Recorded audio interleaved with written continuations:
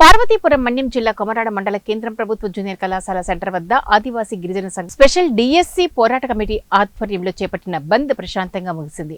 ఆదివాసీ గిరిజన సంఘం మద్దతు పలుకుతూ అల్లూరి సీతారామరాజు విగ్రహం సిఐటియు జిల్లా కమిటీ సభ్యుడు కొల్లి సాంబమూర్తి మాట్లాడుతూ గిరిజన స్పెషల్ డిఎస్సికి ఆర్డినెన్స్ తీసుకుని రావాలని, జీవో నెంబర్ 3ని పునరుద్ధరణ చేయాలని, 100% గిరిజన ప్రాంత ఉద్యోగాలు గిరిజనులకు ఇవ్వాలని అన్నారు. అలాగే ఏజెన్సీలో 100% ఉద్యోగ ఉపాధ్యాయ నియామకం చట్టం చేయాలని, ఏజెన్సీ ప్రాంత టీచర్ పోస్టులు మెగా డిఎస్సి నుండి మినహాయించాలని అన్నారు. ఏజెన్సీ ప్రాంతాల్లో నిరుద్యోగ గిరిజన యువతను దృష్టిలో పెట్టుకుని కేంద్ర రాష్ట్ర ప్రభుత్వాలు చొరవ చూపి డిఎస్సిలో సవరణలు చేయాలని డిమాండ్ చేశారు. కార్యక్రమంలో గిరిజన యువకులు, వివిధ గిరిజన సంఘాల నాయకులు పాల్గొన్నారు.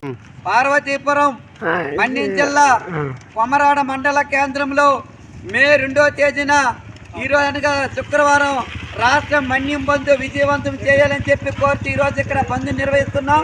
దీనికి సంబంధించి గిరిజన స్పెషల్ డిఎస్సికి ఆర్డినెన్స్ తీసుకురావాలని, జీవో నెంబరు 3ను పునరుద్ధరణ చేయాలని, 100% గిరిజన ప్రాంత ఉద్యోగాలకు గిరిజనులకు ఇవ్వాలని, అలాగే ఏజెన్సీలో 100% ఉద్యోగ ఉపాధ్యాయ నియామకం చట్టం చేయాలని, ఏజెన్సీ ప్రాంత టీచర్ పోస్టులను మెగా డిఎస్సి నుండి మినహాయించాలని, ఏజెన్సీ ప్రాంతాల్లో మొత్తం టీచర్ పోస్టులు 766 ఆదివాసులకే దక్కేది కేవలం 42 మాత్రమే గిరిజనేతలకు దక్కేది 724 ఉద్యోగాలా అని చెప్పి ప్రశ్నిస్తున్నాం.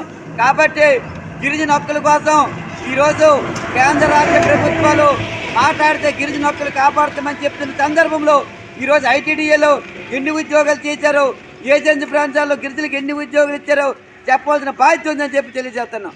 కాబట్టి